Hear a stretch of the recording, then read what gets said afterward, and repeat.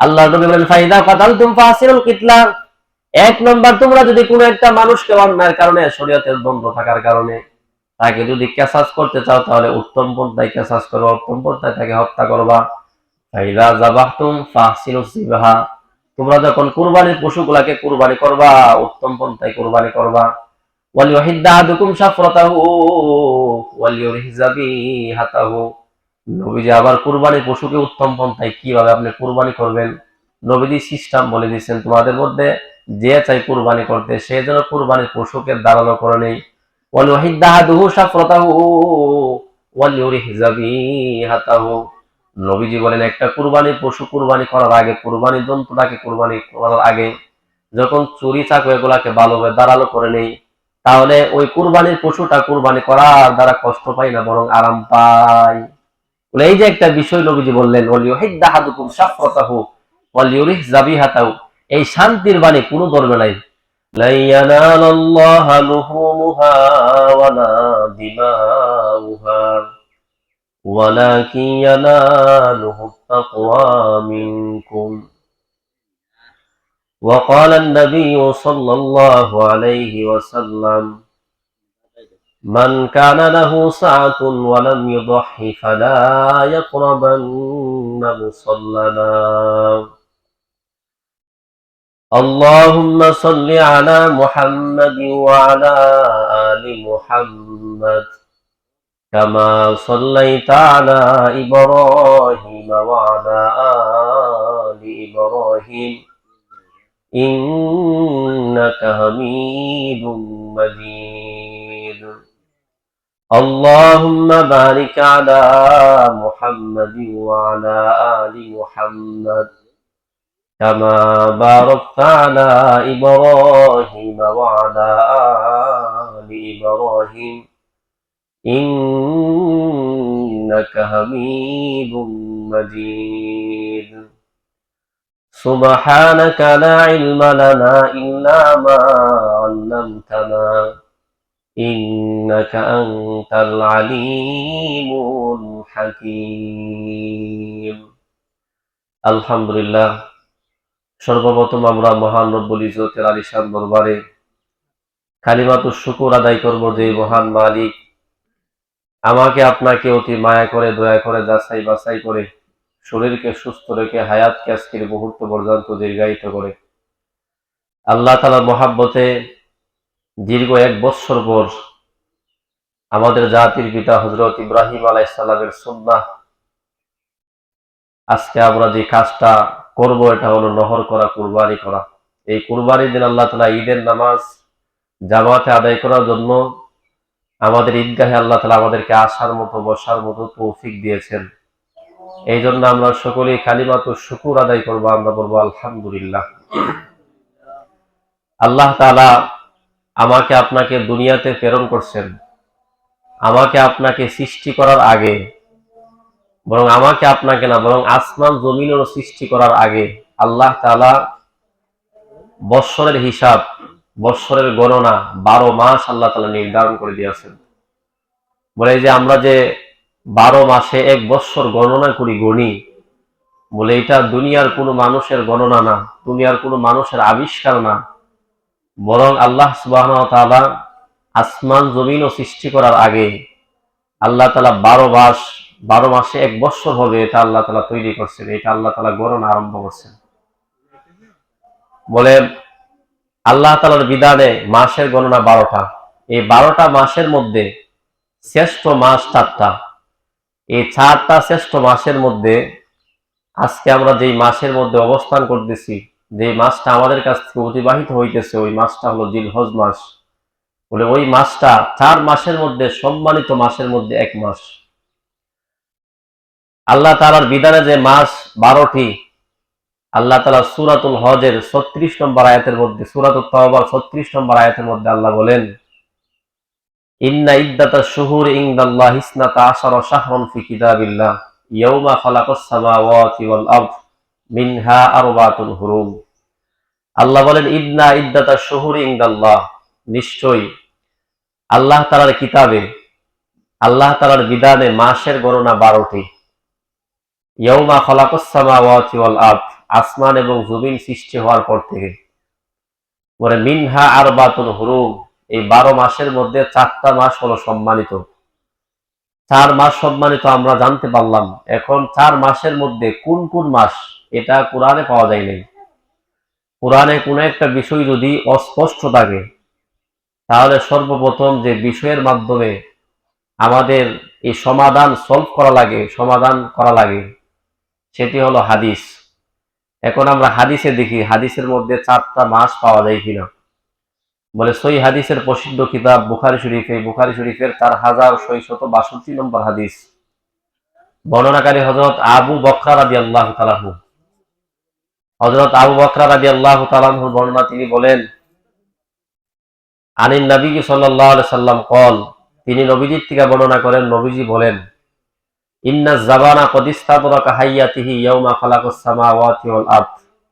ইন্না জামানা, নিশ্চয় সময় আবর্তিত হচ্ছে, সময় অতিবাহিত হচ্ছে, সময় চলে যাচ্ছে নদীর স্রোতের মতো। নদীর স্রোত যেরকম ভাবে চলে যায়, ফিরে আসে না, ঠিক তেমনি ভাবে নবীজি বলেন ইন্না জামানা ইদ্দাতা শুহুর ইনদাল্লাহ ইসনাতা আশারা শাহরান ফি কিতাবিল্লাহ।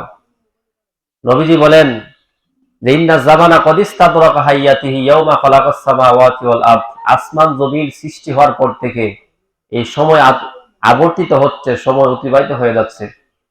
বলে আসসানাতুসনা আশারা শাহরান, আসসানাতুসনা আশারা শাহরান, বৎসরের হিসাব 12 মাস। মিনহা আরবাতুল হুরুম, তার মধ্যে 4টি হলো সম্মানিত। এখন নবীজি হাদিসের মধ্যে 4টি মাস উল্লেখ করেন। নবীজি বলেন যুলকাদা ওয়াজিল হিজ্জা ওয়াল মুহাররম। একটি হলো নবীজি বলেন সালাসাতুল মুতাওয়ালিয়া, এই 3টা মাস ধারাবাহিক। 4 মাসের মধ্যে 3টা মাস ধারাবাহিক। এক নম্বর হলো জিলকদ, আরেকটা হলো জিলহজ, আরেকটা হলো মুহররম। জিলকদ মাস, যেটা আমরা বর্তমানে যে মাসের মধ্যে অবস্থান করতেছি, এই মাসের আগের মাস, এটা হলো জিলকদ। বর্তমান যে মাসটা আমরা অতিবাহিত করতেছি এটা হলো জিলহজ। এই জিলহজ মাসের পরে একটা মাস আসবে মুহররম। এই 3টা কিন্তু ধারাবাহিক। বলে জিলকদ, জিলহজ, মুহররম। তারপর নবীজি বলেন ওয়া রজবু মুদারাল্লাযী বাইনা জুমাদা ওয়া শাবান, আরেকটা মাস আছে রজব মাস, যেটা শাবান। ওয়া রজবু মুদারাল্লাযী বাইনা জুমাদা ওয়া শাবান, জুমাদিল উলা এবং শাবানের মাঝখানে যে রজব মাস। এই হলো মোট 4টা মাস। আয়াতের মধ্যে সূরাতুত তাওবার 36 নম্বর আয়াতের মধ্যে আমরা আল্লাহ তাআলা বললেন যে 4টি মাস সম্মানিত। হাদিসের আলোকে আমরা জানতে পারলাম কোন কোন 4 মাস। এর মধ্যে দেখেন একটা আছে যে জিলহজ মাস, বর্তমানে যে আমরা অবস্থান করতেছি। বলে জিলহজ মাস, এটা হলো 1 নম্বর আজকের আলোচনার বিষয়। 2 নম্বর, জিলহজ মাসের মধ্যে প্রথম 10 দিন আল্লাহ তাআলার কাছে শ্রেষ্ঠতম দিন। কিতাবের নাম মুসনাদে বাজ্জার, এই কিতাবের 1128 নম্বর হাদিসের বর্ণনা। বর্ণনাকারী হযরত জাবির ইবনে আব্দুল্লাহ রাদিয়াল্লাহু তাআলা আনহু। জাবির ইবনে আব্দুল্লাহ রাদিয়াল্লাহু তাআলা আনহু বলেন আফদালু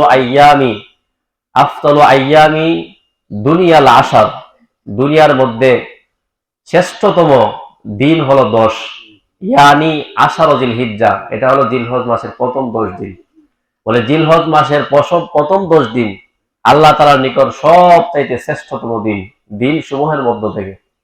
এটা হলো আজকের আলোচনার 2 নম্বর। 3 নম্বর, এই 10 দিনের মধ্যে আজকে যে আসে 10-এ জিলহজ, এই 10-এ জিলহজটা এটা দিন সমূহের মধ্য থেকে 10 দিনের থেকে শ্রেষ্ঠ। এই ব্যাপারে 3টা দৃষ্টান্ত। হাদিসের একটা কিতাব আবু দাউদ শরীফ, এই আবু দাউদ শরীফের 1765 নম্বর হাদিস, 1765। বর্ণনাকারী হযরত আব্দুল্লাহ ইবনে কুরত রাদিয়াল্লাহু তাআলা আনহু। আন আব্দুল্লাহ ইবনে কুরত রাদিয়াল্লাহু তাআলা আনহু قال, আল্লাহর নবী সাহাবা হযরত আব্দুল্লাহ ইবনে কুরত রাদিয়াল্লাহু তাআলা আনহুর বর্ণনা, তিনি বলেন আন্নান নবী সাল্লাল্লাহু আলাইহি ওয়া আলিহি ওয়াসাল্লাম ইন্না আযমাল আইয়ামি ইনদাল্লাহি তাবারাকা ওয়া তাআলা ইয়াউমুন নাহরি সুম্মা ইয়াউমুল কররি। আব্দুল্লাহ ইবনে কুরত বলেন, নবীজি বলেন ইন্না আযমাল আইয়ামি ইনদাল্লাহি তাবারাকা ওয়া তাআলা, আল্লাহ তাআলার নিকট সবচাইতে সম্মানিত, সবচাইতে মর্যাদাপূর্ণ দিন হলো, মহামহিয়ান রবের নিকট সবচাইতে মর্যাদাপূর্ণ দিন হলো ইয়াউমুন নাহার, মানে কুরবানির দিন। সুম্মা ইয়াউমুল কররি, তারপর হলো মেহমানদারির দিন। মেহমানদারির দিন তার উদ্দেশ্য কি? ক্বালা ঈসা ক্বালা সাওরুন, হযরত আবু ঈসা রাহিমাহুল্লাহ বলেন ক্বালা সাওরুন, আল্লাহ তাআলা যে বললেন মেহমানদারির দিন, মেহমানদারির দিন তার উদ্দেশ্য হলো ওয়া হুয়াল ইয়াউমুস সানিয়া, মানে ঈদের পরের দিন। ঈদের দিন, ঈদের পরের দিন, আজকের দিন, আজকের পরের দিন, এই দুইটা দিন আযমা ইনদাল্লাহ, আল্লাহ তাআলার নিকট সবচাইতে মর্যাদাপূর্ণ দিন। এই দুইটা দিন আল্লাহর কাছে সবচাইতে মর্যাদাপূর্ণ দিন। ইবনে মাজাহ হাদিসের কিতাব 2931 নম্বর হাদিসের বর্ণনা। এই বর্ণনার মধ্যে আছে নবী সাঈদ আল-খুদরি রাদিয়াল্লাহু তাআলা আনহু قال قال رسول الله صلى الله عليه وآله وسلم في حجة الوداع, আল্লাহর নবী সাহাবা হযরত আবু সাঈদ রাদিয়াল্লাহু তাআলা আনহু বলেন, নবীজি বিদায় হজের ভাষণের দিন বললেন, ইন্না আহরামাল আইয়াম ইয়াউমুকুম হাযা, সাবধান হে সাহাবীরা, আজকের দিনটা হলো সবচেয়ে সম্মানিত দিন। যেই দিন নবীজি বললেন আজকের দিনটা সবচেয়ে সম্মানিত দিন, এটা হলো জিলহজ মাসের 10 তারিখ, মানে ঈদের দিন। আল্লাহর নবী বলেন ইন্না আহরামাল আইয়াম ইনদাল্লাহ, এই আজকের দিনটা হলো আল্লাহ তাআলার কাছে সবচেয়ে মর্যাদাপূর্ণ দিন। এই জন্য ইন্না আহরামাল আইয়াম ইয়াউমুকুম হাযা, এই যে আজকের যে দিনটাতে তোমরা অবস্থান করতেছো, বলে এই দিনটা সবচাইতে সম্মানিত দিন, বরকতপূর্ণ দিন, এটা হারাম দিনের অন্তর্ভুক্ত এই আজকে ঈদের দিন। এই ঈদের দিনটাকে এই জন্য আল্লাহ তাআলা আমাদের জন্য ঈদ খুশি হিসাবে সাব্যস্ত করছেন। আবু দাউদ শরীফের 2789 নম্বর হাদিসের বর্ণনা, বর্ণনাকারী হযরত আব্দুল্লাহ ইবনে আমর ইবনে আস রাদিয়াল্লাহু তাআলা আনহু, আন আব্দুল্লাহ ইবনে আমর ইবনে আস রাদিয়াল্লাহু তাআলা আনহু قال أن النبي صلى الله عليه وآله وسلم, হযরত আব্দুল্লাহ ইবনে আমর ইবনে আস রাদিয়াল্লাহু তাআলা আনহু বর্ণনা থেকে বলেন, নবীজি বলেন উমিরতু বিয়াউমিল আযহা ঈদান জালাল্লাহু আযজা ওয়া জাল্লা লিহাযিহিল উম্মাহ, আল্লাহ তাআলা এই উম্মতের জন্য কুরবানির দিনকে ঈদের দিন খুশির দিন হিসাবে আল্লাহ তাআলা সাব্যস্ত করেছেন। উমিরতু বিয়াউমিল আযহা, আমাকে নবীজি আদেশ করলেন, আমাকে আদিষ্ট করা হয়েছে, আমাকে আদেশ করা হয়েছে উমিরতু বিয়াউমিল আযহা, কুরবানির দিনটাকে ঈদ হিসাবে তোমাদের সামনে পেশ করার জন্য। বলে যার আল্লাহু আযজা ওয়া জাল্লা লিহাযিহিল উম্মাহ, আল্লাহ তাআলা এই উম্মতের জন্য ঈদ খুশি হিসাবে আল্লাহ তাআলা এই দিনটাকে সাব্যস্ত করছেন। যেহেতু এই দিনটা সম্মানিত একটা দিন, এই জন্য এই দিনকে ঈদ হিসাবে সাব্যস্ত করা হয়েছে।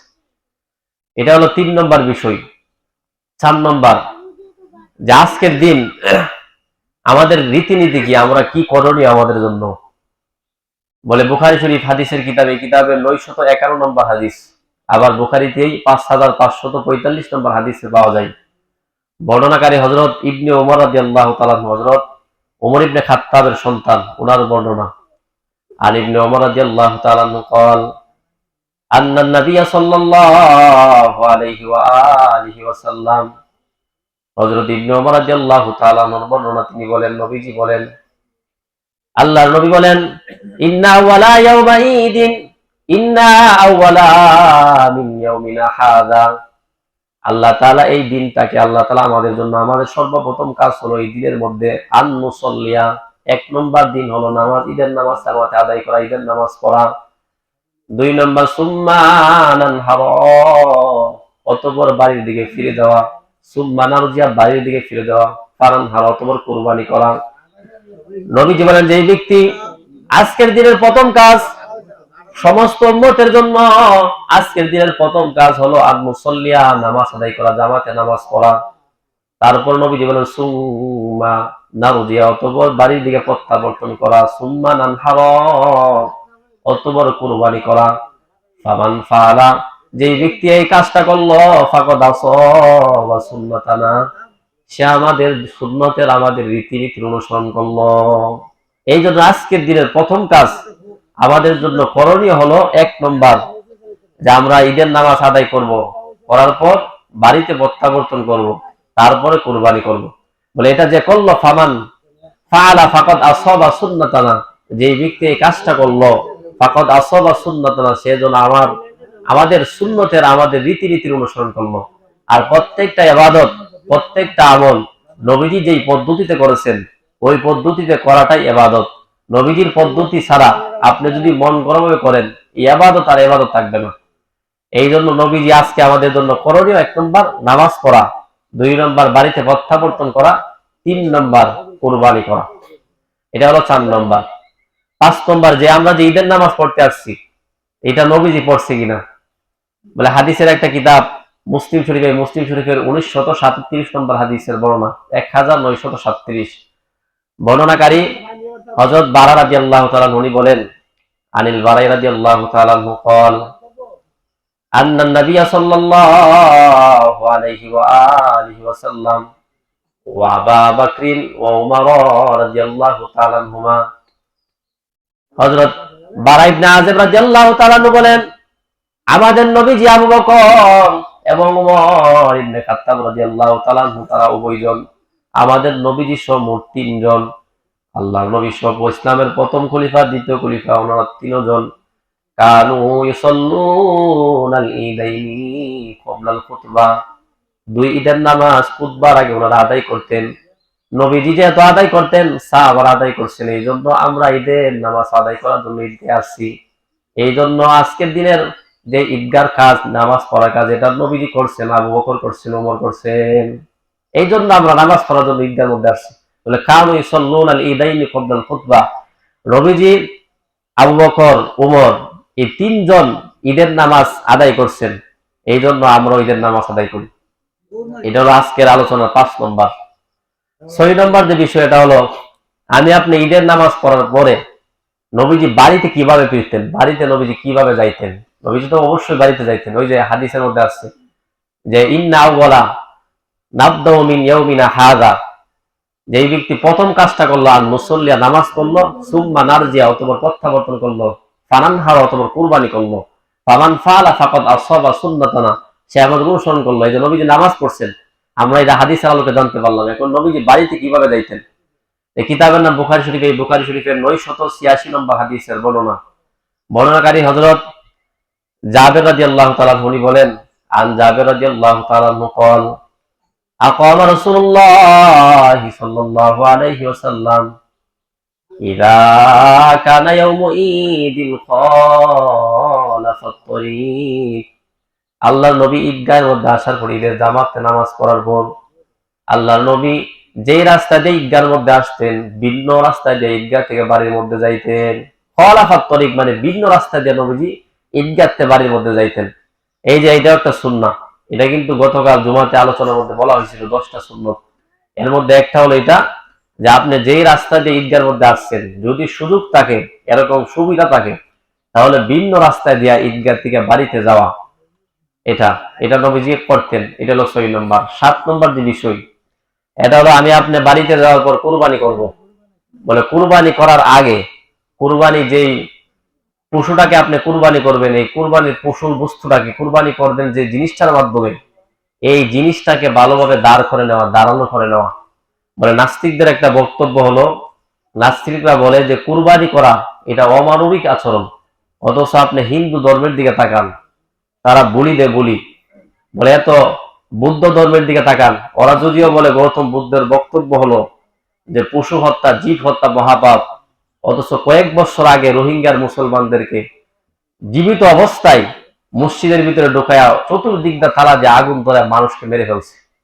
বলে ছোট ছোট বাচ্চাদেরকে কাবাব বানায় ভক্ষণ করছে তারা। বলে আপনি যাই বলেন কিন্তু নবীজি বলছে যে কুরবানি করবা আল্লাহর বিধান, তবে এই কুরবানি করার যে বস্তুরা ছুরি চাকু এগুলাকে ভালোভাবে দাঁড়ানো করে নাও। বলে দাঁড়ানো করলে কি হবে, বলে পশুটা আরাম পাই। বলে হাদিসের একটা কিতাবের নাম বুখারী শরীফ। এই বুখারী শরীফের কিতাবের নাম তিরমিজি শরীফ। এই তিরমিজি শরীফের 4109 নম্বর হাদিস, নাসাই শরীফের 4405 নম্বর হাদিস। এই 2টা হাদিসের কিতাবের মধ্যে হাদিসটা পাওয়া যায়। বর্ণনাকারী হযরত শাদ্দাদ ইবনে আউস রাদিয়াল্লাহু তাআলা আনহু উনি বলেন আন শাদ্দাদ ইবনে আউস রাদিয়াল্লাহু তাআলা আনহু قال আন্না রাসূলুল্লাহ সাল্লাল্লাহু আলাইহি ওয়া আলিহি ওয়াসাল্লাম আল্লাহর নবী সাহাবা হযরত শাদ্দাদ ইবনে আউস রাদিয়াল্লাহু তাআলা আনহু বলেন নবীজি বলেন আল্লাহ তাআলা বলেন নবীজি বলেন ইন্না কাতাবাল ইহসানা আলা কুল্লি শাই। আল্লাহ তাআলা আবশ্যক করে দিয়েছেন প্রত্যেকটা প্রাণীর উপর ইহসান করার জন্য, অনুগ্রহ করার জন্য। ইন্নাল্লাহা কাতাবাল ইহসানা আলা কুল্লি শাই ফাইযা কাতালতুম ফাহসিনুল কিতলা। তোমরা যদি কোনো একটা মানুষকে অন্যায়ের কারণে হত্যা করতে হয়, তাকে যদি শুলিতে চড়াতে হয়, তাকে যদি কেসাস করতে হয়, তাহলে তাকে উত্তম পন্থায় তোমরা কেসাস করবা। কেসাস করার ক্ষেত্রে একটা অপরাধী মানুষ তার উপর অন্যায় ভাবে তাকে এরকম ভাবে হত্যা করবা না, যাতে করে অতিরিক্ত কষ্ট না পায়, এদিকে লক্ষ্য রাখবা। আল্লাহ নবী বলেন ফাইদা কাতালতুম ফাসিরুল কিতলা। এক নম্বর, তোমরা যদি কোনো একটা মানুষকে অন্যায়ের কারণে, শরীয়তের দ্বন্দ্ব থাকার কারণে তাকে যদি কেসাস করতে চাও, তাহলে উত্তম পন্থায় কেসাস করবা, উত্তম পন্থায় তাকে হত্যা করবা। ফাইদা যাবাহতুম ফাহসিনুস সিবাহা। তোমরা যখন কুরবানির পশুগুলাকে কুরবানি করবা, উত্তম পন্থায় কুরবানি করবা। ওয়ালিউহিদ্দা আহাদুকুম শাফরাতাহু ওয়ালিউরিহি যাবিহাতাহু। নবীজি আবার কুরবানির পশুকে উত্তম পন্থায় কিভাবে আপনি কুরবানি করবেন, নবীজি সিস্টেম বলে দিয়েছেন। তোমাদের মধ্যে যে চাই কুরবানি করতে, সে যেন কুরবানির পশুকে দাঁড়ানো করে নেই। ওয়ালিউহিদ্দা আহাদুহু শাফরাতাহু ওয়ালিউরিহি যাবিহাতাহু।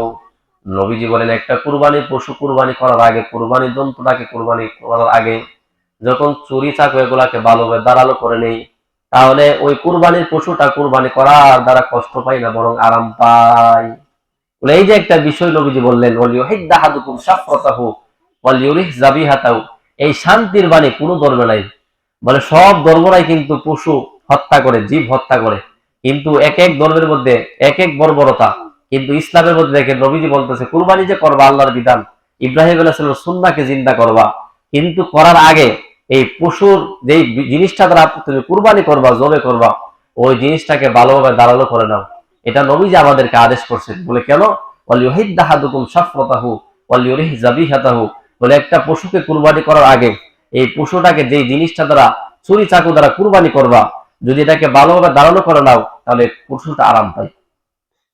সাথে সাথে দেখবেন এই যে বাচ্চাদেরকে যে খতনা করা হয়, সুন্নতে খতনা, এই খতনা যে করানো হয়, আপনি যারা খতনা করানো হয়েছে আপনি এটাতেই বুঝতে পারবেন। আপনি যদি একটু চিন্তা করেন যে দেখেন এই জিনিসটা কিন্তু যখন মানুষের এরকম খতনা করানো হয়, খতনা করানোর পরে সামান্য সময়ের জন্য একটু আরাম অনুভব হয়।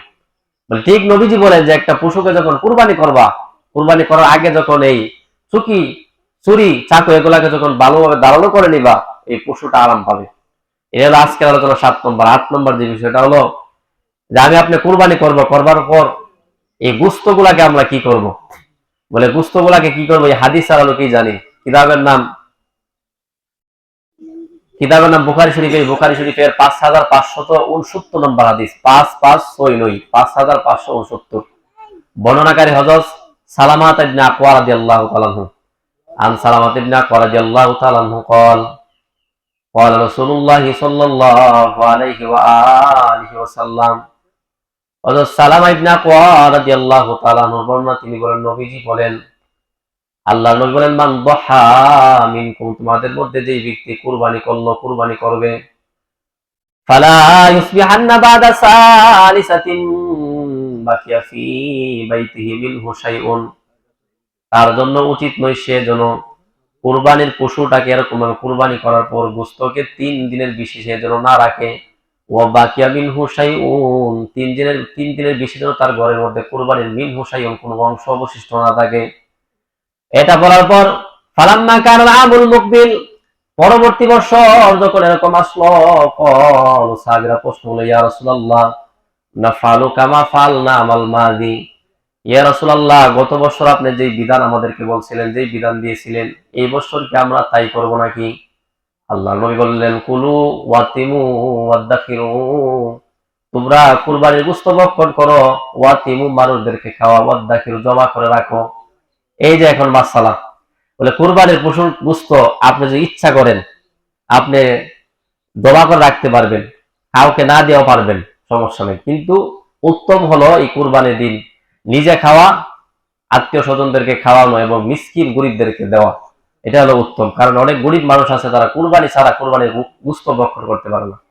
সাহাবীরা বলেন ওই যে আপনি গত বছর যে বলছিলেন, এবার নবীজি বলেন ফাইন্না যালিকাল আমা কানা বিন্নাসি জাহদুন গত বছর আমি এই জন্যই বিধান দিয়েছিলাম, গত বছর মানুষের দুর্ভিক্ষের মধ্যে ছিল, খাবারের সংকটের মধ্যে ছিল, এই জন্য ফারাদা ফারাদা যাবিহাতাহু, এই জন্য তোমাদেরকে কুরবানি করার সময় আমার ইচ্ছা ছিল কুরবানির বস্তুটা যাতে মানুষকে দাও, মানুষের খাদ্য সংকট যাতে দূর হয়ে যায়।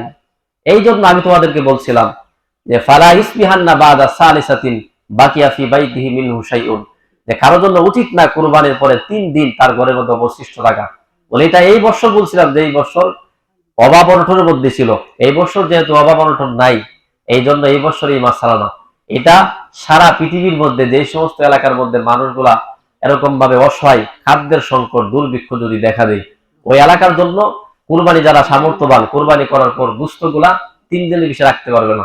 কিন্তু যদি সচ্ছল এলাকা হয়, সবাই মোটামুটি সচ্ছল, এই সচ্ছল এলাকা হলে কেউ যদি চাই যে কুরবানি গুস্ত কাউকে দিবে না, একা একাই ভক্ষণ করবে, পারবে। কিন্তু তাকওয়ার কথা হলো, যেহেতু কুরবানি আল্লাহ তাআলার জন্য, কুরবানি আমরা করি একমাত্র আল্লাহ সন্তুষ্টির জন্য, এই জন্য কুরবানির এই গুস্তকে অন্যকে দেওয়া, মিসকিনদেরকে দেওয়া, নিজেও খাওয়া। এটা হলো 8 নম্বর। 9 নম্বর যে বিষয়টা হলো, আমরা কুরবানি করার পরে কুরবানির যে চামড়া, এই চামড়াটা আমরা কি করব? এটা হাদিসের আলোকে ইবনে মাজাহ একটা হাদিসের কিতাবের 3157 নম্বর হাদিস, 3157, এই কিতাবের মধ্যে আছে বর্ণনাকারী হযরত ইবনে ওমর রাদিয়াল্লাহু তাআলা আনহু।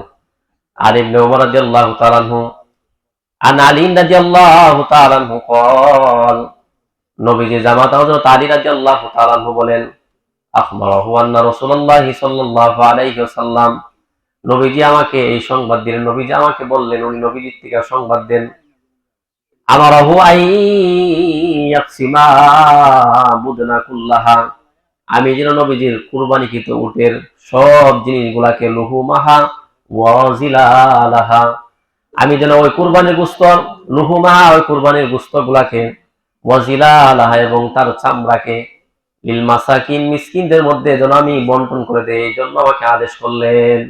যে কুরবানি করার পর কুরবানির চামড়া, মাসালা হলো যদি আপনি ভক্ষণ করতে পারেন, যে আপনাকে যদি খান খাইতে পারবেন, কিন্তু যদি আপনি এটা বিক্রি করে দেন তাহলে টাকাগুলো আপনার সৎকার করা ওয়াজিব। আপনি যদি কুরবানির চামড়া যে কোনো প্রসেসে যদি আপনি পরিষ্কার করে যদি ভক্ষণ করতে পারেন, আপনার জন্য জায়েজ, বা আপনি নিজের কাজে ব্যবহার করতে পারেন তাহলে জায়েজ। কিন্তু যদি আপনি বিক্রি করে দেন তাহলে এই চামড়া টাকাটা, পুরাপূর্ণ টাকাটা এটা সৎকার করে দিতে হবে, বা চামড়াটা আপনি সৎকার করে দিতে পারেন। এই ক্ষেত্রে উত্তম পন্থা হলো যে মাদ্রাসাগুলোর মধ্যে দিয়ে দেওয়া। এর দ্বারা দুইটা উপকার, একটা হলো সদকাতুল জারিয়া, আর একটা হলো ইলমি দ্বীনের মধ্যে সাহায্য সহযোগিতা করা। নবীজি বলেন যে যে আলেম অথবা যে ছাত্র অথবা যে আলেমের সাহায্যকারী, নবীজি বলেন তোমরা আলেম হয়ে যাও, কোন আলিমান আও মুতাআল্লিমান, বলে তোমরা আলেম হয়ে যাও অথবা আলেমের ছাত্র হয়ে যাও, আও মুঈনান অথবা তোমরা সাহায্যকারী হয়ে যাও। আমি আপনি যদি আশেপাশে কোনো মাদ্রাসার মধ্যে দিয়ে দেই তাহলে এর দ্বারা আমার আপনার ইলমি দ্বীনের সাহায্য সহযোগিতায় অংশগ্রহণ করা হবে, এই জন্য দিয়ে দেওয়া। অথবা আপনি যদি বিক্রি করে দেন তাহলে এলাকার মধ্যে মিসকিন যারা, গরিব যারা, অসহায় যারা, তাদেরকে আপনি দিতে পারেন। কিন্তু যদি আপনি ইচ্ছা করেন, চান বলে চামড়াটা আমি নিজের উপকারে লাগাবো অথবা আমি ভক্ষণ করবো, খাইতে পারবেন, সমস্যা নাই। কিন্তু বিক্রি করলে পুরাটা টাকা আপনার সৎকার করা আপনার জন্য ওয়াজিব। এই হলো 9 নম্বর। 10 নম্বর যে বিষয়টা হলো কুরবানির উদ্দেশ্য, যে আমরা যে কুরবানি করবো এটার উদ্দেশ্যটা কি? উদ্দেশ্য কি মানুষকে দেখানোর জন্য? বলে প্রসিদ্ধ আয়াত আমি যে খুতবার পরে পড়লাম, সূরাতুল হজের 37 নম্বর আয়াতে আল্লাহ বলেন, লা ইয়ানালাল্লাহু লুহুমুহা ওয়ালা দিমাউহা ওয়ালাকিন ইয়ানালুহুত তাকওয়া মিনকুম, লা ইয়ানালাল্লাহু লুহুমুহা, তোমাদের কুরবানির গোশত, রক্ত এগুলো আমার কাছে পৌঁছে না, ওয়ালাকিন ইয়ানালুহুত তাকওয়া মিনকুম, বরং তোমাদের তাকওয়া, যেটা অন্তর বিতর্গত বিষয়, এই তাকওয়াটাই পৌঁছে। তোমাদের কার ইখলাস ভালো, কার নিয়ত সহি, এই জিনিসটা আমার কাছে পৌঁছে। বলে তোমরা তো নিজেরাই দেখতে পাও কুরবানি করার পরে কিছু সময়ের মধ্যেই রক্তগুলা এরকম ভাবে মাটি ঘাস করে ভিতরে নিয়ে যায়, এবং গোশতগুলা তোমরা ভক্ষণ করো, তোমাদের আত্মীয়দেরকে খাওয়াও, মিসকিনদের মধ্যে বিলীন করে দাও। বলে এই যে তোমরা নিজেরাই দেখতে পাও, বলে এগুলা কিছু আমার কাছে আসে না, বরং ওয়ালাকিন ইয়ানালুহুত তাকওয়া মিনকুম, বরং তোমাদের তাকওয়া আমার নিকট আসে। এই আজকে ঈদুল আজহাতে 10টা বিষয় নিয়ে আলোচনা করলাম। 1 নম্বর হলো যে বৎসরের মধ্যে 12 মাস, এটা আল্লাহ তাআলার পক্ষ থেকে নির্ধারিত। এর মধ্যে শ্রেষ্ঠ মাস হলো জিলহজ মাস। 2 নম্বর, জিলহজ মাসের মধ্যে প্রথম 10 দিন শ্রেষ্ঠ। 3 নম্বর, আজকের দিনটার শ্রেষ্ঠত্ব বর্ণনা করলাম। 4 নম্বর, আমাদের আজকের রীতিনীতি, আমাদের কি করণীয়। 5 নম্বর, আমরা যে ঈদের নামাজ পড়বো, ঈদের নামাজ সম্পর্কে। 6 নম্বর, যে ঈদের নামাজের মধ্যে আজকে আমাদের জন্য উত্তম কাজ কোনটা, আমাদের সুন্নত কোনটা। 7 নম্বর, যে আমরা আমাদের এই কুরবানির পশুকে কুরবানি করার আগে এই ছুরি চাকুকে ভালোভাবে দাঁড়ানো করে নেওয়া। এর মধ্যে আরেকটা গেছে যে কুরবানির ঈদের ঈদগাহ থেকে আমি আপনি ভিন্ন রাস্তা দিয়ে বাড়িতে গমন করা, এটা। 8 নম্বর যে একটা বিষয়, এটা হলো যে আমি আপনি যদি কুরবানি করি, আমরা আপনার কুরবানির গোশতগুলা কি করব। 9 নম্বর, কুরবানির চামড়াকে আমরা কি করব। 10 নম্বর হলো যে আমরা কুরবানির উদ্দেশ্য কি, আমরা কেনই কুরবানি করতেছি, আমাদের উদ্দেশ্যটা কি। এই জন্য নিয়তটাকে এখনই সহি করে নেওয়া, যদি নিয়তের মধ্যে গরমিল থাকে। আল্লাহ বলেন লা ইয়ানালাল্লাহু লুহুমুহা ওয়ালা দিমাউহা ওয়ালাকিন ইয়ানালুহুত তাকওয়া মিনকুম। আমার নিকট তোমাদের কুরবানির পশুর রক্ত গোশত কোনো কিছু, হাড় কোনো কিছু পৌঁছে না, বলেন একমাত্র তাকওয়া পৌঁছে। মুত্তাকি বান্দাকে আল্লাহ পছন্দ করেন।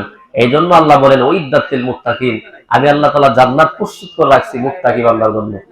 এই 10টা বিষয় আলোচনা করলাম। আল্লাহ তাআলা আমাদের সবাইকে এই 10টা বিষয়কে মাথায় রাখার তৌফিক দান করুক, এবং প্রত্যেকের কুরবানি ইব্রাহিম আলাইহিস সালাম, ইসমাঈল আলাইহিস সালামের কুরবানির মতো আল্লাহ তাআলা কবুল করুক।